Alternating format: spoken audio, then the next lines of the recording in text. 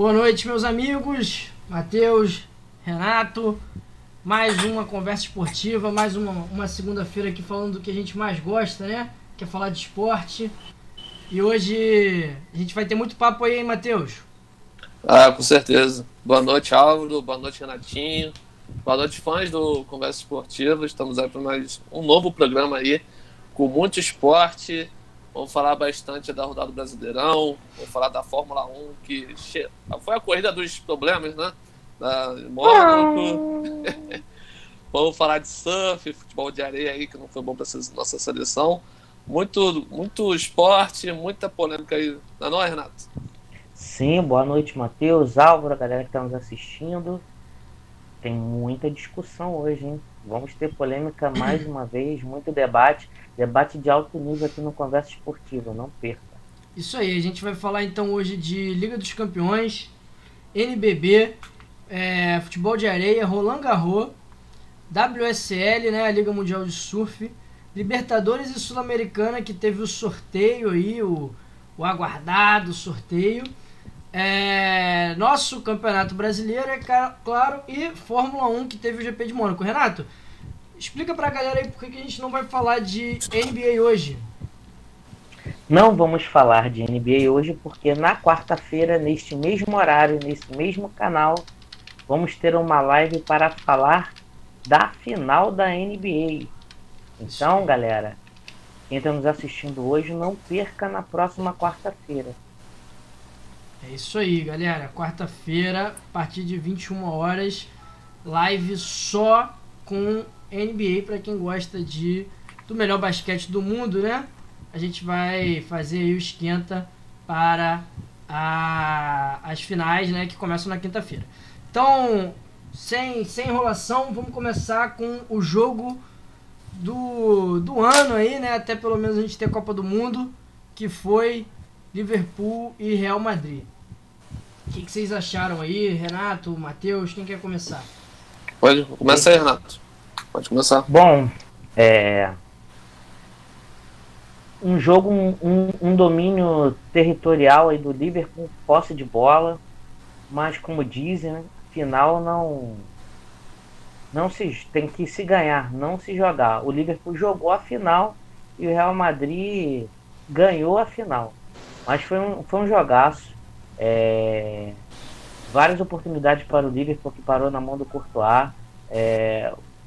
Real Madrid é merecedor do título, na minha opinião, porque teve uma chave mais difícil desde as oitavas de final. Sofreu com o PSG, com o próprio Chelsea, com o City, que era aí o favorito por muitos. O Álvaro, que entende até melhor das bolsas de apostas, era um dos favoritos aí para levar essa Champions. E na final, inclusive, o Liverpool era favorito, hein, o Renatinho, nas bolsas de apostas. Isso mesmo, exatamente. Então, assim, a torcida era muito grande para muita gente. Eu vi muita gente falar, não, o Real Madrid já ganhou 13, esse não tem que ser do Liverpool, tem que ser do Klopp, mas a camisa pesou. Do Real Madrid é F 3 pontinhos. Sim. Matheus, o grande destaque foi o Courtois? Com certeza. Só a gente tem que bater palmas também para esse grande clube, Real Madrid. Real Madrid faz parte da história da Liga dos Campeões. São 14 títulos. Se você juntar dois aí, não chegou nem perto aí do Real Madrid. Então, são 14 títulos. Palmas pro Vinícius Júnior também, né, Renato? Vinícius Júnior. E eu fiquei mais feliz, ainda mais que a gente também tem uma rádio lá em São Gonçalo. A gente vê o cartaz dele todo dia ali perto da nossa rádio. E a gente sempre comenta, né, sobre ele, faz a transmissão dos jogos internacionais. Então, hoje eu fiquei mais feliz por ele, por saber da origem dele, da onde ele saiu, das dificuldades que ele enfrentou. Jogou aqui no Canto do Rio. Canto do Rio. A rádio, na verdade, é ali no espaço onde ele estudou. Ele chegou a jogar ali a peladinha dele com a garotada, Sim. os amiguinhos dele.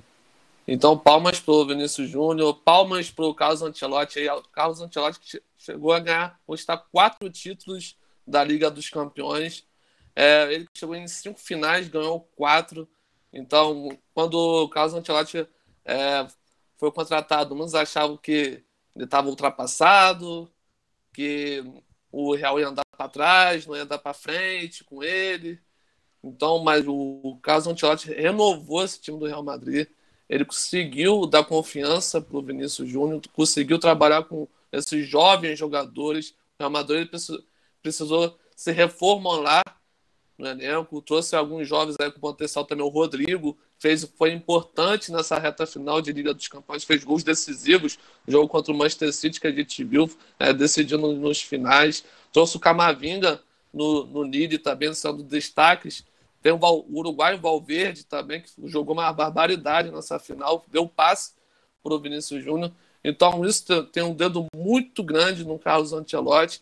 E a gente, até quando o Zidane era treinador, criticava. Pô, o Zidane ele gosta de trabalhar mais com medalhões, não vai usar mais os jovens, não vai usar o Vinícius Júnior. E o Carlos Ancelotti conseguiu equilibrar os dois, conseguiu usar os medalhões junto com a juventude, usou a experiência com a juventude. Então, isso foi o determinante para que o Real Madrid fosse vitorioso, fosse conquistar essa Champions aí. Então, palmas Carlos Ancelotti, e também pro Courtois, que foi o melhor jogador da final, foi eleito o craque do jogo, o craque da final. Então, fechou o gol. Salah, não tem muita gente falando que Salah pipocou na final, não sei o quê, mas não, o Courtois fechou o gol, então méritos dele. Foi a final, sim. Eu não acho que ele pipocou não, Matheus, Álvaro. Eu só acho que ele falou um pouquinho demais antes da final. Que é vingança, sim. É vingança. E não, para vocês verem como o Courtois estava tão inspirado, aquela defesa que ele faz com a mão direita, que bate na trave e bate nas costas dele, a bola podia ter entrado um gol, mas voltou para ele. Então ele estava, né? Sim. Sim. Então, o Real Madrid, quando você fala em Liga dos Campeões, tem que se respeitar muito. E é uma coisa que eu vi agora no início da noite, que é o seguinte, o goleiro fechar o gol também faz parte do jogo, não significa só que o time jogou totalmente retrancado ou alguma coisa parecida desse tipo. O Courtois mostrou que ele é um ótimo goleiro, talvez aí na atualidade o melhor goleiro do mundo. Eu sei que muita gente acha que é o Alisson, outros acham que é o Ederson, mas o próprio Neuer do Bayern de Munique, mas o Courtois, pela segunda vez, na realidade, as 2 vezes que acho que foram jogos da vida dele. Aquele jogo do Brasil na Copa contra a Bélgica, que no segundo tempo ele fechou o gol, e essa partida agora a final da Champions. Sim.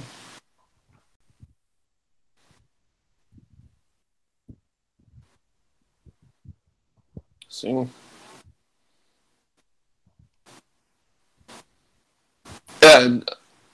Além do Chelsea, o Atlético de Madrid também já tinha. Ele era ídolo lá, né? Na torcida do Atlético de Madrid. E Álvaro, teve uma polêmica aí envolvendo ele. Ele falou que após a conquista da Liga dos Campeões, ele falou que estava no lado bom da história. E após ele falar isso, pelo lado do Atlético de Madrid, não repercutiu muito bem, não. E por isso, o presidente do Atlético de Madrid falou: se ninguém gostou, que tirem a placa de homenagem que eles fizeram pelos 100 jogos que o Courtois fez. E não é que os torcedores foram lá e tirou a placa de homenagem. Tirou a placa. Caramba. Então a frase dele não acabou pegando tão bem. Caramba, cara. Repete a frase aí, Matheus. Repete a frase aí. Eu estava no lado bom da história. Olha só, que alfinetada, hein? Tiraram a placa dele, então, lá do Vicente Calderon, com razão, né? Sim. O Vicente Calderon não, né? Agora já é o Wanda Metropolitano, né? Isso. Isso aí. Bom, o Liverpool, só para fechar então essa pauta aí, vocês querem falar um pouquinho antes da confusão que teve? Antes de falar da confusão, o Liverpool foi Claro. melhor em campo, dá para dizer isso? Jogou mais bola? Foi o Teve que o posse de Renato... bola, domínio, sim. Foi o que o Galera do Renato chat falou. aí que assistiu o jogo concorda, acham que o Liverpool foi melhor, mas o Real Madrid soube ganhar, né? Soube ganhar a final. O que vocês acham aí dessa partida? Foi animada, mas acabou com um gol só e teve muito atraso, né? No começo do jogo teve uma confusão ali. Era Libertadores, Renato? Pois é, parecia jogo de campeonato brasileiro, me lembrou a Sul-Americana. Flamengo e Independente no Maracanã, 2017, não é isso? Não estou enganado. Isso aí E mesmo. o pessoal Exatamente. começou a invadir, só que a diferença é que aqui tinha. Enfim, não conseguiram segurar, mas tinham lá os Stuart e pelas imagens era meia dúzia ali de Stuart que não poderiam fazer nada. Os caras pulando e driblando os seguranças só abriam o braço e vai fazer o quê? E entrou muita gente. Relatos que esse problema já tinha sido avisado à UEFA que iria acontecer desde a terça-feira passada. Com problemas de ingressos, demora na distribuição de ingressos, e já tinha sido feito esse alerta à UEFA, mas parece que não fez muito sentido. E pela atitude da UEFA, foi lamentável a resposta deles, falando que culpando os torcedores pelo atraso da partida. Eu acho que a grande culpada disso tudo é a própria UEFA, né? Boa, não soube organizar o evento, não soube investir na segurança. Então a UEFA tem que rever os seus conceitos. E assim, uma declaração ridícula da UEFA e uma outra coisa. Naquele momento ali, naqueles 40 minutos antes de começar a partida, que a galera do Liverpool, também do Real Madrid, começou a pular, nós sabemos que Paris é uma das capitais mais visadas aí pelo terrorismo.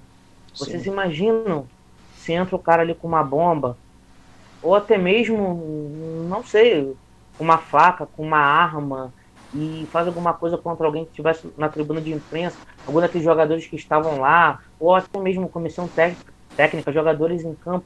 Cara, o que ia ser? Eu imaginei na hora, e se fosse no Brasil? E daqui a 2 anos, Paris vai ser sede das Olimpíadas, né? Das Olimpíadas. Exatamente. E você imagina uma invasão, alguma coisa desse tipo? Cara, a gente não sabe a cabeça das pessoas. Claro, muita gente que entrou ali foi no desespero. Tinha ingresso, mas devido à falta de organização não conseguiu entrar no horário do jogo. Agora, tem muita gente que a gente sabe que se aproveita, como tem aqui no Brasil, tem no mundo inteiro. Muita gente que se aproveitou da situação. Eu já estou aqui em Paris, já gastei a passagem, já bebi horrores. Tem uma oportunidade de pular esse portão e entrar para ver o jogo? Eu vou tentar, não é? Com certeza. Sim. Boa noite pro Simon. O que você achou aí da final da Champions League? Jogo que deu o 14º título pro Real Madrid. É título pra caramba, hein, galera? Só voltando aí com o Matheus falou, cara, dessa atitude da UEFA de falar que os culpados foram os torcedores, me lembra, sim, guardadas as devidas proporções, quando teve aquele massacre lá, as pessoas imprensadas na grade, morrendo, torcedores do Liverpool, né?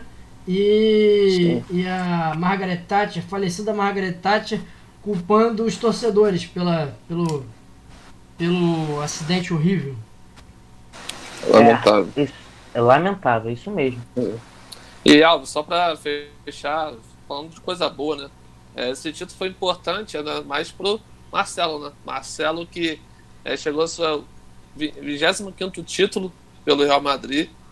Foi o único brasileiro a levantar a taça pelo Real Madrid, o único brasileiro a levantar a taça pelo Real Madrid. Apesar então de não ter foi muito importante. Final, né? Sim. Então foi importante para ele. E ele, após o jogo, na entrevista, ele deixou claro que o ciclo dele para o Real Madrid acabou, mas que ele pretende continuar na Europa. Fez seu último jogo pelo Real Madrid ali no Campeonato Espanhol. Foi contra o Betis, né? O jogo da faixa e tal. Sim. Pra onde vocês acham que o Marcelo vai? Ele tem vaga em quais clubes? difícil. Não É uma sei. posiçãozinha carente no futebol mundial, né? Lateral, Sim. lateral esquerdo. Acho que ele tem vaga em alguns clubes, hein, Renato? Tá mutado, Renato? Não, perdão. Vou pagar a caixinha. Perdão. Vou citar um. Palmeiras.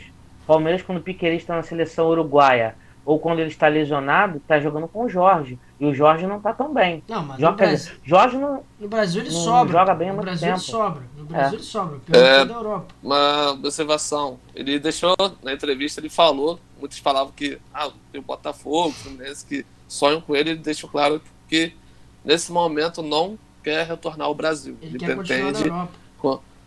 Quer continuar na Europa. Mas você acha o quê? Que um clube europeu seria o quê? Um time médio da Premier League? Ah, Ou um time grande da Turquia, da Grécia? Porque eu não imagino ele nos grandes times da Inglaterra, da Itália, talvez na França, campeonato francês. Quem sabe vai pro Paris Olympique. Saint-Germain? Paris Saint-Germain. Pode ser. pode ser. Eles não se acharam ainda na lateral esquerda ali, né? PSG. Sim. Pode ser. Ou Ou até quem sabe mesmo pro Bayern de Munique. o Leicester, né? Sim. O próprio Chelsea. Tá com quem ali na lateral esquerda do Chelsea? Na direita é o Jamie Rice, né? Mas na esquerda Agora me eles pegou. estão... Poderia talvez o Marcelo dispute uma posição aí. Porque ainda é um jogador forte, né? Sim. Ou quem sabe lá pro Bayern de Munique. Quem sabe. Ainda tem lenha. No- Ele ainda tem lenha pra queimar. O próprio Tottenham, né? O lateral do Tottenham lá, o Reguilon, né? Espanhol, Sim. não é assim lá grande coisa. Marcelo poderia ser um lateral mais ofensivo, o Reguilon um lateral defensivo, né? Fazer uma dobradinha. É. Eu sei que se ele voltar pro Brasil, pra América do Sul, ele é titular absoluto em qualquer time aí. Na Europa, ele ainda vai Sim. Com penar um certeza. pouquinho aí. NBB, vamos falar aí do Partiu. Novo Basquete Brasil. Renato, primeiro jogo, Diga. Franca e Flamengo, deu o Franca. Deu Franca 85-79. Só para passar aqui as parciais, o primeiro quarto foi 20-20. Segundo quarto, um banho de Franca, 21-12. No terceiro quarto, o Flamengo equilibrou, 26-24. E no último quarto, o Flamengo também venceu, 21-24. Mas o segundo quarto foi decisivo ali nessa primeira partida. Maiores pontuadores ali da partida foi o Dias, né? Mariano e o próprio De Paulo. Ambos, todos eles do Franca. E foram muito bem. O Dias teve 7 rebotes. 3 assistências, se eu não estiver enganado. Ficou em quadra 36 minutos e 14 segundos. Foi o jogador que mais tempo ficou em quadra nessa primeira partida da final. Praticamente o jogo inteiro, Franca- né? Porque NBB são 40 minutos, né? Lembrar pra galera Exatamente. que tá acostumada a ver Praticamente o jogo inteiro. O segundo jogador de Franca que ficou mais tempo em quadra foi o Mariano. Em torno de 33 minutos. Mariano que também teve 4 rebotes uma e boa também fez contribuição do 3 Mariano nesse assistências. jogo. Sim. Contribuiu bastante. O Franca aproveitando o mando de campo, né? Jogando na famosa Franca panela foi de pressão, né? um fator importante de Franca nessa temporada toda foi o mando de campo. Eles são muito fortes em casa. E o como a Franca gente que vai tava... fazer mais 2 jogos em casa se a série for a 5 porque teve melhor campanha. Sim. Exatamente. E lembrando, Matheus, até você fez um comentário sobre a tradição. Esse time de Franca, ele já vem sendo preparado, né? Reformulado desde o ano passado. E o que muitos dizem, né? Que eu escutei até outros amigos fazendo alguns programas, algumas lives, dizendo que o ano do Franca seria esse. Que talvez, se o Franca perder essa NBB, pode ser que 2023 já não tenha mais o investimento que fez para esta temporada. É aquele Então, tudo ou nada, né? All in. Exatamente. Isso. Exatamente. Meus amigos, vocês reparam que o Flamengo tem uma queda de rendimento sempre normalmente no terceiro quarto, mas às vezes acontece no segundo quarto, como aconteceu nesse jogo? Sim. Esse jogo foi tempos distintos, né? Começou o Franca muito bem, uma marcação muito forte, Flamengo com muitos erros ofensivos e defensivos, não estava conseguindo se encontrar em quadra. O Franca teve um aproveitamento muito bom também, a gente tem que lembrar, Renato, um aproveitamento muito bom na bola de 3, foram 15 acertos, então eles estavam com a mão bem quente nesse jogo. Então, assim, no primeiro tempo até o Flamengo conseguiu sair na vantagem, só que o Franca começou a reagir, a pressão dentro de casa, mas a gente sabe também que Flamengo dentro do Rio de Janeiro é muito forte, né, Alves? Quem sabe a torcida possa empurrar também. Sim, próximos 2 jogos aí no Maracanã. Foram 15, né, Matheus? Sim. Foram 15 cestas de 3 pontos convertidas pelo Franca contra 8 do Flamengo. Isso é nível NBA. O aproveitamento de Franca de 3 pontos foi 40,5% contra 26,7% do Flamengo. Isso é altíssimo, altíssimo. Aproveitamento de NBA. E 6 bolas de 3 foram na mão do Lucas Dias. Então foi um dos destaques desse time do Franca aí, junto com o Mariano. Exatamente. E outra coisa, o acerto nos lances livres de Franca, quase 100%, 92%, cara. O Flamengo aí deixando um pouquinho a desejar, 73%. Sim. E falando um pouquinho dos destaques do Flamengo, o Álvaro, Olivinha fez 14 pontos, junto com ele foi o Luque Martinez com 15 pontos e o Iago com 6 assistências. Então, Flamengo que uns 3 jogadores que desequilibraram ali, tentando equilibrar o time. A gente espera que o Flamengo possa reagir. A gente sabe que o Flamengo dentro do Rio é muito forte, então tem que aproveitar os jogos em casa. O Iago que está tomando protagonismo na temporada, né? Ganhando até a posição de titular, né? O Luque Martinez sempre entra bem ali no banco, pode ser uma arma forte para o Flamengo nas bolas de 3. Se ele estiver quente aí, ele pode ser uma arma forte. E Flamengo tem 2 jogos de vida ou morte, né? No dia 2 e no dia 4 no Maracanãzinho. Eu acredito que essa decisão ainda vai para o 5º jogo. Vai ser bem equilibrado essa série. O Flamengo precisa melhorar, e já não é dessa série, já é das outras séries. O Flamengo precisa melhorar muito esse aproveitamento de lance livre. Verdade. Perde muito. Não, de muito tempo, de muitas temporadas já. Mas é um time alto, né? Um time meio pesado, às vezes o lance livre é um problema, né? Não teve um toco do Flamengo nesse jogo. Um toco, foram 3 de Franca. Domínio muito forte. A gente espera um jogo diferente, né, Matheus? Com certeza. Flamengo dentro de casa, no Maracanãzinho, vai estar lutado. Não vai ser diferente. A gente vê o Olivinha, o líder desse time, né? Sempre chamando a responsabilidade, tentando fazer a diferença. Lucas Martinez, vamos ver, tá cresceu nessa reta final de NBB. Então, vamos ver se a gente espera, né? Que o Flamengo faça um bom jogo, que equilibre a partida, pata aí a série. Bom, isso aí. Então agora vamos falar de futebol de areia. Vamos lá. O que aconteceu aí? Você já falou mais cedo que foi um resultado ruim para o Brasil, mas o Brasil chegou... Foi zebra, Matheus? Não foi zebra não, Renato. Não foi zebra não. O Paraguai... já chegando no futebol de areia, aconteceu no Paraguai a 3ª edição da Copa América de futebol de areia. Então, Paraguai aí que... Brasil e Paraguai chegaram de uma forma invicta na final, não perderam nenhum jogo. Foi um jogo qual o Paraguai foi melhor que o Brasil.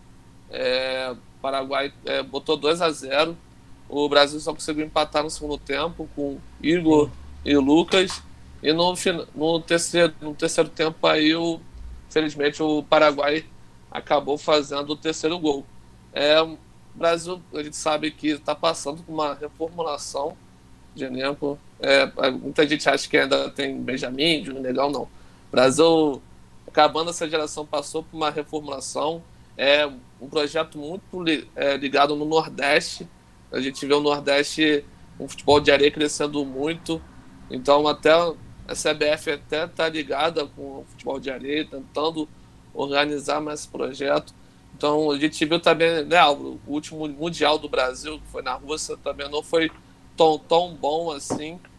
Então, assim, mas foi um resultado justo. O Paraguai foi melhor, conseguiu controlar o jogo, marcou bem o Brasil pelos lados, aproveitou as melhores chances e saiu vitorioso aí nessa conquista da Copa América. Então, meus amigos, vocês acham que foi um resultado tão ruim assim o Brasil chegar na final de forma invicta? Né? Olha onde eu ia chegar. Sim. Perdeu pro dono da casa, né? O time que obviamente foi campeão, e o Brasil está nesse momento de reformulação, né? Não, sim. O Brasil já teve dificuldade contra o Uruguai, mas o futebol de areia no Paraguai ainda não é essa. Beach soccer ainda não é essa força, potência. Essa potência, exatamente. Está começando agora, tudo bem. Teve a força da torcida da casa. Todo mundo esperava, na verdade, Álvaro, que a seleção tivesse sim dificuldade por essa reformulação que o Matheus comentou, mas o favorito ao título era o Brasil. Sim. Aqui na América, ainda, por mais dificuldade que tenha, o favorito, por enquanto, vai ser sempre, por enquanto, é o Brasil. O Brasil que dá as cartas, que domina o beach soccer. Só que as forças estão mudando. O Uruguai já ganhou o jogo de partidas do Brasil, fez um confronto difícil na última partida da fase de grupos, que foi o jogo que eu acompanhei com uma maior atenção. O Brasil teve muita dificuldade, teve que correr atrás do resultado. Então, assim, é um alerta, é bom ter perdido a Copa América, vem aí Mundial, vem aí outras competições mais importantes. Então, é um alerta para a seleção brasileira. Não se liga para ir para as próximas competições, porque no Mundial também já acabou saindo ali antes da hora. Sim, a gente esperava mais no Brasil no Mundial, a gente ainda espera muito mais no próximo Mundial que vai vir. Exatamente. Bom, agora vamos falar de tênis, vamos mudar aí de quadra, né? Vamos pro saibro. A gente tem aí já nas fases quartas de final de Roland Garros, e teremos o confronto aí que para muitos é a final antecipada, né? Nadal e Novak Djokovic vão se enfrentar aí nas quartas de final, os dois que chegam muito bem, né, no Grande Slam francês, né? O Nadal até sofreu um pouquinho hoje, né, para conseguir a vitória. A Argentina foi 4 horas de jogo, né? Um jogo bem desgastante. 4 horas de jogo. Ontem, né? Falei hoje, mas foi ontem. Sim. Foi bem desgastante a partida do Nadal. Muitos falam que Djokovic vem como favorito para esse confronto aí. Então a gente espera um jogo bem tenso, como ele sempre é, né? Um grande confronto no tênis, né? Não importa se é Federer, se é Medvedev que jogou hoje, só não sei como terminou a partida dele, sabe, Aldo? Não, mas vou descobrir aqui. Vai falando aí que eu vou descobrir. Medvedev? Isso. Jogou hoje? Jogou. Perdeu por 3-0 para o Cilic. Cilic que era, vendo as características dele, era apontado como favorito nesse jogo, ainda mais por ser muito forte no saibro. Então é o estilo de jogo dele. Então não me surpreenda muito, mesmo o Medvedev sendo o quarto do mundo. Então uma surpresa, mas eu não esperava não. Ele ia ser como favorito. Acreditava que ele poderia avançar um pouquinho mais. Outro confronto vai ser o Carlos Alcaraz contra o Alexander Zverev. O Alcaraz tá vindo bem também, né? Em espanhol também. Sim. Carlos, que é o 6º no mundo, né? O 6º no mundo, ganhando uma crescente muito boa aí. Pra mim, eu acho que é o favorito nesse confronto. Vem cá, mas vamos voltar aqui pro jogão que todo mundo tá esperando pra ver. Saiu a notícia agora há pouco que o jogo vai ser às 20h45 no horário local, né? E contrariando aí um pedido do Rafael Nadal, que pediu para jogar de dia, né? A organização não quis saber, botou o jogo no horário, vamos dizer assim, horário nobre, né? Horário da noite, vai ser o penúltimo jogo da quadra central. Então o Nadal já teve seu pedido recusado. Mas por que ele queria jogar de dia? Vocês sabem? Não sei. Não sei se é por conta do jogo. Eu não sei se às vezes é por conta do desgaste do jogo contra o argentino. Às vezes pode pesar isso na questão de recuperação. Tudo está envolvido, né? Mas aí ele não iria querer jogar de noite, né? Que é teoricamente seria uma desvantagem. É estranho. Será que... Mas de repente a organização não resolveu alterar o horário até para não ter problema com o outro lado, né? Sim. Bem estranho. Provavelmente o Djokovic ia falar alguma coisa. Bom, o Djoko não ia deixar barato. Chega aí como favorito. O Nadal é o rei do saibro, né? Maior campeão de Roland Garros. São 13 títulos do Nadal em Roland Garros. Mas e 20 grandes lãs. 21 grandes lãs. 21 grandes lãs. O que pode tirar aí... Perdão. Não, pode falar, Renato. Fala aí. O que pode tirar o título, pesar o título aí pro Nadal, pode tirar o título dele, ou até mesmo a vitória contra o Djokovic, de avançar, é questões físicas, na minha opinião. Sim. A idade pesa, né? Ele também passou por uma lesão, teve uma lesão que é complicada. Por mais que o mental do Nadal, o psicológico do Nadal é excelente, mas eu acho que o físico pode mudar. Eu acho que essa mudança de horário, esse horário às 8h45, talvez fisicamente, porque tá calor na França, né? Então, talvez fisicamente seja até melhor para o Nadal. Sim. Confirmando aqui, 8h45 horário local. Aqui no Brasil é 3h45, então, essa partida. Isso, 3h45 horário de Brasília, exatamente. Expectativa, hein, para amanhã, quem puder assistir, por mais que não goste muito de tênis, não se interesse muito. Jogaço. O jogo de Roland Garros e talvez o jogo do ano, hein? Bote aí na ESPN, não é isso? No Sport TV. ESPN e Sport TV, isso, os dois, exatamente. Acho que, assim, é a final antecipada, vocês já falaram aí. Daí, possivelmente, vai sair o campeão dessa edição de Roland Garros. Dificilmente. Acho que sim. Dificilmente. Matheus, acha que alguém pode surpreender o Diz aí. o Alcaraz? Alcaraz ele é apontado como um dos favoritos para ganhar esse torneio. Acredito, não sei. Isso também vai depender muito também de como esse jogo vai ocorrer, se vai ser um desgaste muito grande, de como esses dois vão sair desse confronto. Eu acredito que possa haver uma surpresa nesse longa hoje. Vamos ver. Olha só, então vamos ver, hein? Vamos ficar ligado. Galera, WSL, o Campeonato Mundial de Surf, começou a etapa de D-Land na Indonésia e teve a esperada volta de Gabriel Medina, né, Matheus e Renato? E Medina. Pode falar? Não, fala aí. Não, eu ia fazer até uma pergunta a vocês, e tem uma galera que gosta, mas não entende muito. Então, hoje as manchetes foram: Medina estreou com vitória. Ele não ganhou a etapa. Não. Ele ganhou foi a bateria, não é isso? Ganhou a primeira bateria, se classificou, avançou aí. Sim. É isso, avançou Matheus. Com estilo. Foi muito bem, inclusive, né? Todo mundo esperava aí, ele voou como se esperava. Verdade. Né? Sim, voltou muito bem. Dá confiança para ele, né? Nesse retorno aí.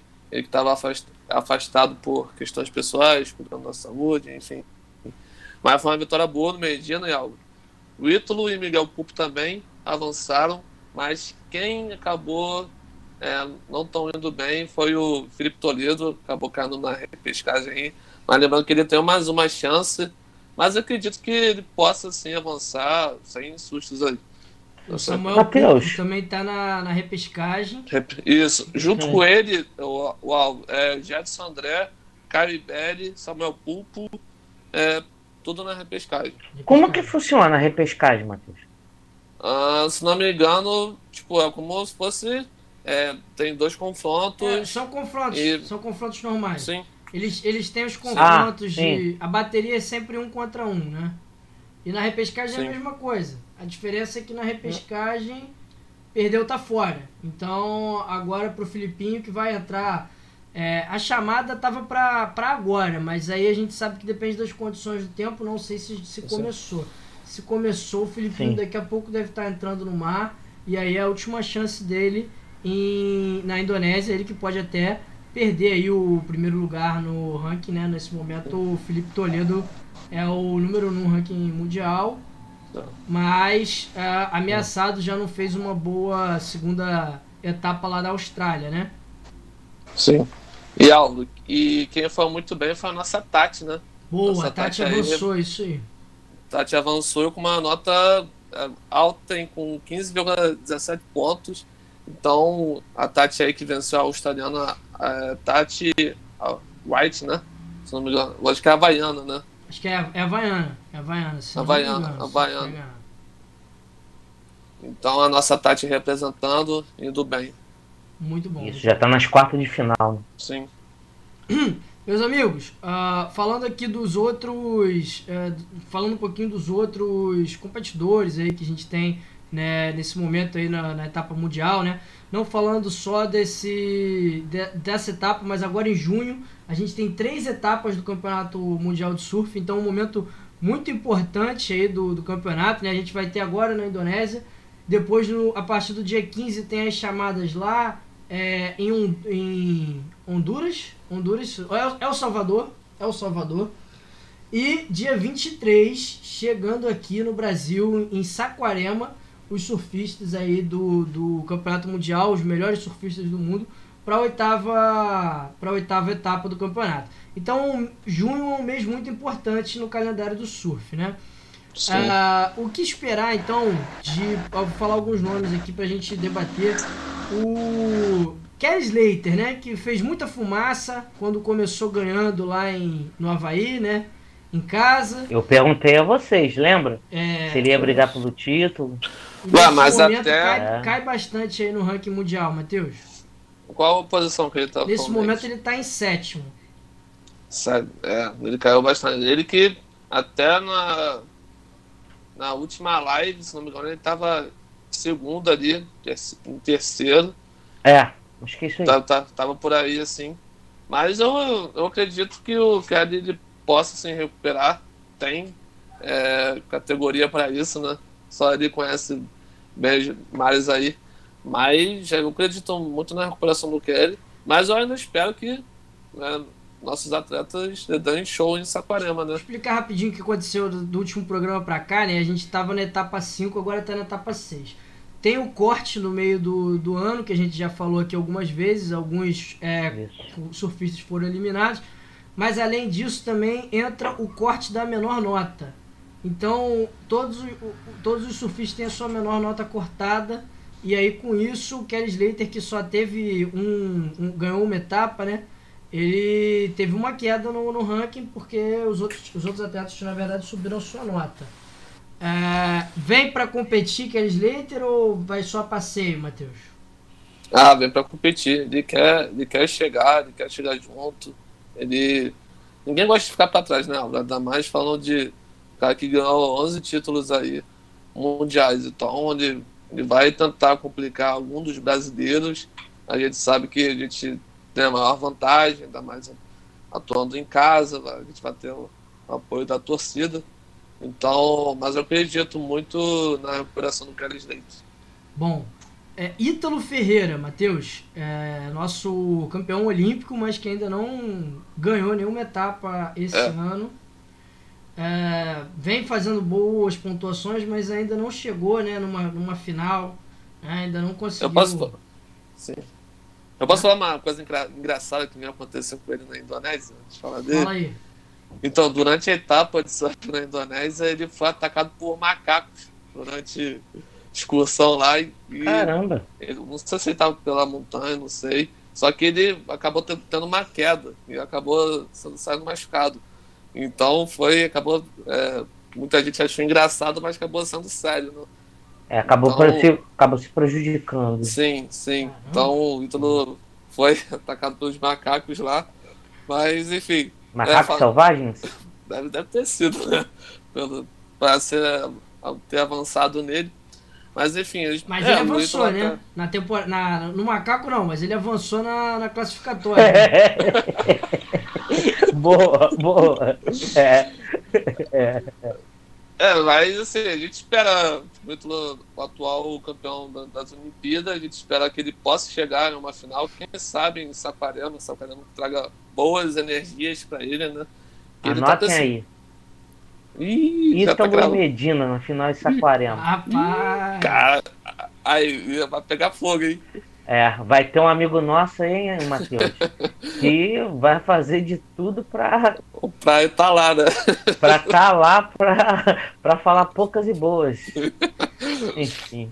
E o próprio Medina aí, que a gente tá vendo aí voltar agora, é uma incógnita, precisa correr muito atrás para conseguir se classificar, né, pra final. São os 5 melhores surfistas que vão pra final.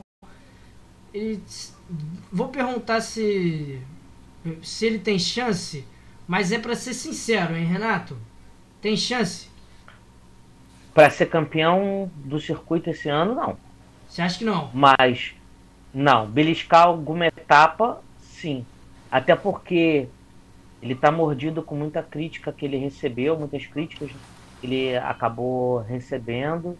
E teve essa história até um pouquinho polêmica, do convite para ele poder participar dessa outra parte da competição. Então acho que ele vai querer mostrar serviço, vai querer dar o recado para os críticos que, eu tô aqui.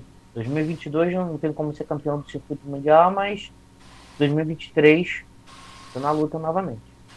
Matheus, o que você acha aí? Eu acho que eu vou com o Renato. Para ser campeão mundial esse ano é muito difícil. Lógico que tudo pode acontecer, né? A gente sabe, pelo que a gente falou aqui, essa vitória dá confiança para ele. Aos poucos ele vai se sentindo mais à vontade também durante as competições. Quem sabe ele possa ganhar essa também. Quem sabe, né? E chegar em Saquarema com a moral lá em alta. A gente sabe que ele tem um grande número de fãs, a torcida vai estar junto com ele lá. Então tem tudo aí para beliscar uma etapa aí. Eu vou ser diferente de vocês, hein? Antes eu vou responder a minha própria pergunta. Pode falar. Eu acho que Gabriel Medina, se conseguir ganhar pelo menos uma etapa aí em junho, vai muito forte para o fim da temporada. E, meus amigos, se ele chegar nesse Final Five, lá se ele chegar nessas finais aí, eu acho que ele tem muita chance de ser campeão, hein? Ele tem muita chance de ser campeão. Se ele chegar, vai ser uma das viradas. Ele vai aplaudir de pé, mano. Vai ser histórico. Ele só precisa ficar entre os 5 primeiros aí nessas últimas 5 etapas para chegar nessa final, cara. E ele 1 contra 1, ele marca muito bem. Fala aí, Renatinho. Vocês que são os entendedores aí do riscado, vocês acreditam que por ele ter sido convidado, ele pode sofrer lá na frente, caso ele esteja próximo da classificação para a final, alguma retaliação? Não, de forma alguma. Nada? Não. A própria WSL que convidou ele. Dizem que então. aconteceu nas Olimpíadas. Mas acho que não. Alguma nota pesar, alguma nota tipo, ele... Não, sabe? Entendi seu ponto. Pode ser, né? Existe uma corrente que fala, né, que os jurados australianos e norte-americanos estariam juntos ali, querendo prejudicar os brasileiros, porque só os brasileiros estariam ganhando o surf, né? Que foi sempre a etapa conquistada pelos australianos. Teoria da conspiração. Né? Esperamos que não, né? E que sejam justos ali nas notas. Exatamente, sim. Com certeza. Bom, para fechar essa análise aí pelos surfistas, a Tati, que ganhou aí esse ano uma etapa na Austrália, mas que não vem tão bem, né? Tá em 10º nesse momento no ranking, passou ali no sufoco avançou no sufoco pelo corte. E aí, Matheus, Renato, ela vai para as finais? Tomara que sim, mas o rendimento dela, o desempenho dela vem caindo muito nessas últimas etapas. A torcida é que ela consiga, mas... acho que ela consegue sim. Eu acredito que após essa vitória que ela conseguiu, mostrou que ela está tentando se recuperar. Ela sabe que ela pode ainda mais melhorar o desempenho dela. A gente sabe também do potencial, do talento que ela tem. Mas eu acredito sim que ela possa chegar aí nas finais aí. Boa. Vamos falar então agora de Libertadores e Sul-Americana. Vamos falar um pouquinho desse sorteio aí, dos confrontos dos brasileiros? Bora. Vamos ver, Sul-Americana primeiro? Você Libertadores. Sabe. Querem começar então vamos começar com a Sul-Americana. Como você diz, a segunda divisão da América do Sul. Teve um amigo nosso, né? Eu falo nessas competições, teve um amigo nosso que no nosso grupo, né, Álvaro? Comemorou o título da terceira divisão pelo Mourinho da Europa. O Matheus aí foi bem feliz, hein? Mas tem que entender um contexto da história. Eu explico depois, mas enfim. E a Elisa comentou aqui, recalque. Acho que quando a gente estava falando dos jurados, né? Do Medina. Do Medina, do Medina. Isso. Também acho que tem muito recalque. Mas a Sul-Americana, então vamos lá. Qual confronto aí que você quer falar primeiro, diretor? Diga aí. Vou começar do Ceará, porque o Ceará fez história, hein? Ceará é a melhor campanha da história da Sul-Americana na primeira fase. Fez 18 pontos em 18 possíveis. Ganhou todos os jogos. Sim. E ganhou do Independente dentro da casa do Independente na Argentina, fazendo bom jogo. Eliminou, exatamente. Sim. Eliminou o Independente. Não está muito bem no Campeonato Brasileiro, Ceará, mas a gente sabe. Na Sul-Americana. A gente sabe que eles estão focados no Sul. Bom, acho que eles vão enfrentar o The Strongest, tá? E aí eu quero saber a opinião de vocês. Isso. É muito favorito ou a altitude pode atrapalhar? Cara, a altitude e a logística, né? Porque não tem voo do Ceará para Bolívia. Isso aí, os times nordestinos, infelizmente, acabam sofrendo, assim como o Cuiabá também sofreu com essa logística. Provavelmente vai vir para o Rio ou para São Paulo, então é uma viagem maior, mais desgastante. Tem a altitude, acho que isso tudo nesse primeiro jogo lá na Bolívia pode comprometer. Se o Ceará sair de lá com um empate, acho que o Ceará sai com a vaga praticamente garantida. Vai, 90%. 90-10 as chances. Não foi lá na altitude que o Atlético Paranaense tomou 5-0? Foi. E acabou acontecendo a demissão do Carille. Exatamente. 5-0. Só não me lembro agora, foi contra o The Strongest, não, né? Acho que não foi contra o The Strongest? Ou foi o... Acho que foi. Deixa eu ver se eu consigo achar. Acho que foi contra o The Strongest, sim. Foi sim, vai olhando aí, Matheus. Olímpia e Atlético Goianiense. Aí é já um jogo complicado. A gente sabe também que o Atlético Goianiense foi um dos melhores brasileiros na Sul-Americana. A pontuação... Só para falar para vocês, o Atlético Goianiense acabou o jogo agora. 1-1 Atlético Goianiense e Internacional. Rodada cheia Atlético de 1-1, Goianiense né? segue na zona de rebaixamento. pouco a gente vai falar do Brasileirão, rodada cheia de 1-1. Isso. Foi pelo Cara, The Strongest mesmo. Foi pelo The Strongest, né? Foi The Strongest mesmo. Eu acho que o Olímpia eliminou o Fluminense, né? E acabou caindo, né, foi a Libertadores do Olímpia, mas não passou da fase de grupo, voltou para a Sul-Americana. O Atlético Goianiense tá aí com todas as suas forças na Sul-Americana, mas o Olímpia tem camisa, tem tradição, tudo bem, o jogo de volta é em Goiás, mas vai depender muito do jogo no Paraguai. A gente sabe que lá no Paraguai, quando tem jogo contra brasileiro, o clima é hostil. Então, o Olímpia tem uma torcida grande, não é o Libertad do Paraguai. O Olímpia tem uma torcida enorme. Então, eu acho complicado. Equilibrado, galera. Eu acho que vai ser equilibrado. Eu meio, vou ficar no muro. 50%, 50% para cada um. E Universidade Católica e São Paulo, é o jogão dessa fase da Sul-Americana? É o grande jogo? Jogo bom. Pela campanha também que o São Paulo fez, foi uma boa campanha, número de pontuação muito boa. O São Paulo vem jogando bem com o Rogério Ceni, o Caleri em ótima fase, metendo gol quase todo jogo. Eu acredito que o São Paulo é favorito para esse jogo. Também acho pelo que o Universidade Católica fez no grupo da Libertadores, no grupo do Flamengo, que só entrou em campo nas suas 6 partidas. Galera, então, lembrando que São Paulo... Não, foi mal, fala aí. Pode falar. Não, pode falar. Não, eu ia falar só que a galera tava Chato lembrando que o São Paulo teve um jogo que o Rogério Ceni fechou o gol e foi 4-3 pro São Paulo.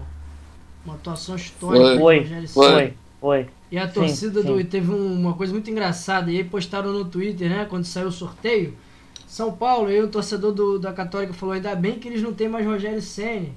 E aí alguém lembrou pra ele, é isso aí. É o treinador do São Paulo agora. E ele falou, não é possível. Agora, galera, tem uma coisa. E qual o São Paulo que vai jogar? Porque o São Paulo jogou 5 jogos da Sul-Americana com seu time reserva, e o 6º jogo foi com seu time júnior, o time que jogou a Copa São Paulo. Só tinha um Miranda de experiente. Qual o time que São Paulo vai levar? O Rogério vai levar a campo. Você acha que agora ele vai começar a colocar o time titular? Porque a ideia dele era poupar na primeira fase os titulares para que o São Paulo entrasse com o time completo no Brasileiro e na Copa do Brasil.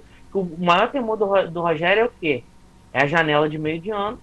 Ele está ciente que o São Paulo vai ter que vender alguns desses meninos e não vai ter reposição. Então, qual é o medo dele? É de não ter aquela gordurinha no Brasileiro, e essa gordurinha pode levar o São Paulo, quem sabe, novamente, a sua própria Sul-Americana, uma Libertadores, ou até mesmo, se estiver muito mal, ao rebaixamento. Então, fica aí essa pergunta no ar. Qual time ele vai colocar na Sul-Americana? Se ele jogar com o time completo, cara, São Paulo é muito favorito, vai passar muito favorito contra a Universidade Católica. E aí a gente pode ter um confronto brasileiro já nas quartas de final, né? São Paulo e Ceará. Verdade. Isso é bom. Santos Santos e Táchira. Santos e Táchira. Santos pegou uma molezinha. Santos favorito. Santos melhorou apesar um pouco. Apesar do susto, né, Renato? Que eles tiveram. Santos passou, como dizem aí os antigos, né? Com as calças na mão. Sim. Dependendo do outro jogo. Não fez o seu resultado em casa e... exatamente. Então, mas o Táchira, pelo que fez no grupo do Palmeiras, o Táchira é muito fraco. Eu acho que se o Táchira passar, é uma zebra. Vamos colocar assim, 99% pro Santos. Pô, rapaz, eu não botaria tudo isso porque eu não tô vendo o Santos jogar essa bola toda, não, cara. Ela até vem crescendo muito bem. Mas é 90% aí pro Santos. 90%. Pra fechar os brasileiros pronto. na Sul-Americana, Internacional e Colo-Colo. Cara, esse também é jogão, hein? Falei de São Paulo, mas esse também é jogão, hein? Sim, jogão. Um jogo, apesar de que o Inter vem melhorando com o Mano Menezes, fez até uma boa fase de grupos ali na Sul-Americana. Reagiu bem. Mas é um jogo também, um jogo complicado. O Inter, a gente sabe da experiência do Colo-Colo. Foi até surpreendente ter saído do grupo. A gente sabe também que Fortaleza fez uma boa Libertadores, está fazendo uma boa Libertadores, foi River e Fortaleza. Então, mas vai ser um jogo complicado do Inter. Eu fico no muro nesse jogo aí. Eu acho que dos brasileiros, Álvaro, um também, junto com Olímpia e Atlético Goianiense, é um confronto muito equilibrado. Sim. 6-6, 50%. Lembrando que o jogo de ida no Chile e o Colo-Colo ainda tem, né? Um jogo a pagar, né? Punição de portões fechados. Eles estão tentando aí trocar essa pena por dinheiro, mas a Conmebol, por enquanto... isso aí ia ser um fator bem importante pro Inter. Ajudou bastante o Ceará. O Fortaleza. O Fortaleza, desculpa. Ajudou bastante o Fortaleza exatamente. Lá, com certeza. Agora vamos pra Libertadores, então? Já que você falou que a Sul-Americana é a Série B, vamos pra Série A do futebol sul-americano. Então, peraí, a gente não falou da goleada histórica do Fluminense. Não valeu de nada. Valeu de quê? Valeu de nada. A minha alfinetada é essa, valeu de quê? Aí ontem que fazer gol não fez. Golear e dependia do outro jogo ser um empate. Goleou pra se classificar, né? E até goleou, mas aí a gente até falou aqui na live, né, cara? A missão do Fluminense era muito difícil. Não tanto pra ganhar, mas porque dependia de um outro jogo sem empate, cara. Exatamente. Sim, muito difícil. 2 times que precisavam ganhar. O empatar. Perdeu muito tempo nessa primeira fase na Sul-Americana infelizmente, com o Abel Braga. Se o Fernando Diniz chegasse 2 rodadas antes, com certeza o Fluminense hoje estaria classificado. Merecia. Agora falando sério, tem brincadeira da goleada e tal, não valeu de nada, mas enfim. Mas merecia. Merecia ter se classificado. Verdade. É mais time. Cerro Porteño e Palmeiras, agora falando da Libertadores. Palmeiras favorito para esse jogo. Palmeiras de 0 a 10, 9. Só pra... Palmeiras que fez a melhor campanha na fase de grupos aí, batendo recorde atrás de recorde.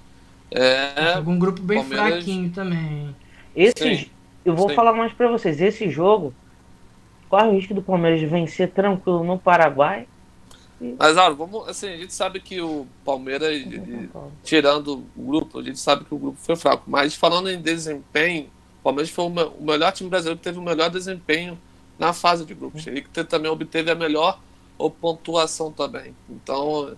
Matheus, o Palmeiras fez o que tinha que ser feito. Era ganhar e ganhar bem seus adversários, diferente de outros times que a gente ainda vai falar, e foram o primeiro lugar nos seus grupos, mas não foram com essa diferença toda que teve o Palmeiras. O Palmeiras é merecido ter a melhor campanha e, cara, vai ser muito difícil o Palmeiras cair pro Cerro Porteño.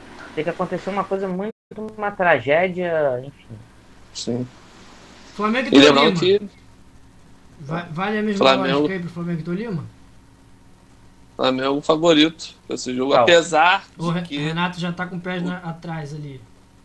Tolima... Pode falar. Fala, Matheus. Não, Flamengo é favorito, apesar das oscilações que o time vem enfrentando, com o Paulo Souza, pela reformulação de elenco e tal. O Tolima venceu o Atlético Mineiro dentro do Mineirão. Então, assim, não vai ser um jogo tão fácil assim que o pessoal tá achando aí. O Tolima pode complicar o jogo do Flamengo. Lembrando que não tem altitude, mas o Flamengo vai ter dificuldade com a logística. Ele vai ter que viajar pelo menos 2 a 3 dias antes. É uma viagem desgastante para a Colômbia. E depois ainda vai pegar a estrada de ônibus, porque não tem linhas aéreas para... Tolima é em Bagué, não é isso? Na Colômbia? Tem nem avião pra ir pra lá, porra. Então, claro, isso aí não justifica, porque os caras vão em ônibus leito, né? Então, enfim. Mas é uma complicado. viagemzinha de repente de 3, 4 horas de repente, mas é o que o pessoal fala. O Tolima também vai sofrer para vir para o Rio de Janeiro. Ele vai fazer essa mesma viagem para chegar na capital colombiana, Medellín, Bogotá, para depois pegar um avião com escalas, enfim. Flamengo é favorito? Flamengo é favorito. Lembrando que nesse primeiro jogo não vai ter o João Gomes, tá suspenso. Agora o Flamengo tem que abrir o olho. Importante, tá, Renato? Importante, eu sou comissão técnica do Flamengo, eu analiso os 2 jogos do Tolima contra o Atlético Mineiro. O primeiro jogo lá, que o Atlético ganhou o jogo, mas o resultado foi mentiroso. O Tolima deu um calor no Galo. E esse segundo jogo que acabou surpreendendo aqui no Mineirão. Então, se eu sou comissão técnica do Flamengo, tem mais um mês aí da competição. Até no finalzinho, Álvaro, quando a gente acabar de falar da Libertadores, só fazer um breve comentário sobre o que pode acontecer nesses próximos 30 dias aí com esses clubes, porque muita coisa vai mudar, né? Mas o Flamengo é favorito, sim. Beleza. Atlético Mineiro e Emelec. O Atlético Mineiro favorito. O Atlético Mineiro tá patinando, hein? Patinando, hein? Mas é favorito nesse confronto. O Emelec foi o adversário mais difícil do Palmeiras na fase de grupos da Libertadores. Com certeza. É o único adversário que conseguiu dar um calor lá no Equador. O jogo é no... Não é na altitude. É lá no Equador. Isso. Não é em Quito, não é na altitude. Isso já é bom para o Atlético Mineiro. Acho que o Atlético é muito favorito, mas eu deixaria ali um pontinho de atenção no jogo do Equador. Flamengo, Casa Palmeiras cheia. ou Atlético? Qual dos 3 é mais favorito? Para vocês e também pergunta pro chat. Palmeiras. Matheus? Palmeiras eu concordo. Também acho que Palmeiras. Dos 3 é o mais favorito. Dos 3? Depois o Flamengo e pra mim o Atlético é o menos favorito dos 3, hein? Isso. E lembrando, amigos, se Palmeiras e Atlético passarem, já vão se enfrentar nas quartas de final. Aí sim. Aí é o que todo mundo quer assistir. Você jogasse. Você jogasse. Atlético Paranaense e Libertad. Atlético Paranaense que podia ter se dado mal nesse sorteio. Né? Libertad não tem torcida, a gente sabe disso, então o estádio eles vão jogar no Defensores del Chaco para menos de 5.000 pessoas. Isso é uma vantagem para o Atlético Paranaense. Sim. O Atlético Paranaense agora tem um técnico copeiro, o único técnico brasileiro nas oitavas de final, Filipão. Tá acertando do jeito dele, da maneira dele, a gente pode concordar ou não. O Atlético Paranaense. O Atlético Paranaense acabou em segundo, né, no grupo, então o jogo que define é lá. Se o Furacão fizer o placar Atlético na Arena da Baixada, eu já acho o Atlético realmente favorito. Mas eu colocaria 60-40. 60% pro Atlético, 40% pro Libertad. Boa. Libertad fez uma boa fase de grupos. Jogou bem. Mas depender de apoio de torcedor não tem. Se o Atlético voltar com empate e vencer em casa... com certeza. Se ele voltar com empate, ele encaminhou a vaga a 80%. Eu concordo com vocês, hein? Eu acho que... Mas eu acho que tô aí com o Renato 40-60. Não é um confronto fácil não, hein? Agora, só porque o Libertad é o clube, pra quem não sabe, né? Libertad é o clube aí de alguns dos dirigentes da Conmebol, né? E a gente sabe que bastidores, até que eu vou falar um pouquinho daqui a pouco, os bastidores nessas horas podem contar muito, né? Fala aí dos bastidores, fala aí. Então, o que acontece é o seguinte. Você vai falar de Corinthians e Boca? Vou falar agora, agora. Então, então, vou pegar o gancho. Já posso falar então do Corinthians e Boca, favorito, para encaixar nos bastidores. Corinthians que podia ter eliminado o Boca, hein, Renato? Exatamente, era sobre isso que eu queria falar. Deu a chance pro Boca, se ele ganha aquele jogo do Boca lá na Argentina. O Boca hoje estava morto. Por coincidência, os deuses do futebol colocaram novamente os dois juntos. E agora, Matheus, a ida em São Paulo e a volta em La Bombonera. Qual é a diferença? Aí que eu vou falar um pouquinho da diferença para vocês. O Boca jogou a Libertadores, essa fase de grupos, com 3 jogadores suspensos, que são titulares, que são aqueles que arrumaram a confusão no Mineirão ano passado. É o Rojo, eu não me lembro agora o nome dos outros 2 jogadores. mas que são titulares. No Campeonato Argentino eles são titulares, ajudaram o Boca a ser campeão. Eles vão voltar para oitavas de final. Esse é um bastidor. É uma das coisas que vai mudar. Outra, vamos ter VAR dessa vez. Isso é bom pro Corinthians. É bom pro futebol brasileiro. Só que aí, entre os bastidores, qual é os bastidores? O VAR lá no... O Celeme, que era o diretor de arbitragem da Sul-Americana, da Conmebol, ele se retirou da Conmebol. Dizem que ele foi obrigado a aceitar o convite da CBF, não queremos mais você aqui. Por quê? Por conta dos brasileiros estarem sempre nas finais, os brasileiros estão sempre chegando nas fases decisivas, e a arbitragem com o Celeme na Conmebol melhorou bastante. Então isso é um temor para os clubes brasileiros. Abre o olho, Corinthians, abre o olho lá, La Bombonera. E uma outra coisa... Então é mais ou menos o que a gente estava falando aqui dos jurados com o Medina, com os brasileiros em geral.